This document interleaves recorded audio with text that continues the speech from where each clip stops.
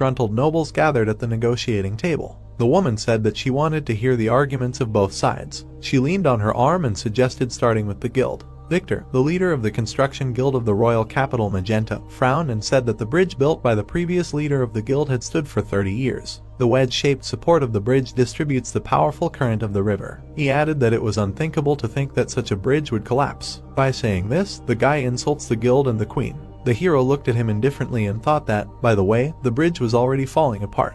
The brown-haired man squinted and remembered that in the novel The Knight of Iron and Blood there is a chapter that tells about the confrontation between the government forces and the rebels. And at that time, a heavy rain begins to fall, which washes away the bridge, and it falls. However, the young man cannot talk about the future. The queen looked at him and asked him to express his point of view. The guy said that he would like to talk to the official sitting next to him, and not the guild leader. Lloyd grinned and asked how much he received. The man turned pale and asked again, and his partner shuddered. The official slammed his fist on the table and shouted how dare he throw false accusations right in front of the queen. The aristocrat smiled and thought that the interlocutor was literally shouting, "I got my money." In Korea, any fool knows what happens when politicians meet merchants. Either the politicians set up the merchants, or the merchants bribe the officials and get support. In this case, it's most likely the latter. They plan to take over the money by depriving them of the right to operate. The brown-haired man looked at the ruler. The woman frowned and said that she thought he was a smart guy, but he had just made a terrible mistake. The young man swallowed nervously. The men smiled contentedly, while Alicia was indignant that the guy dared to accuse a royal official without evidence. She frowned and ordered them to prepare for the trial. The hero was tied up, and the executioner was already standing over him. The queen looked down and said that he had insulted her and her subjects with his lies.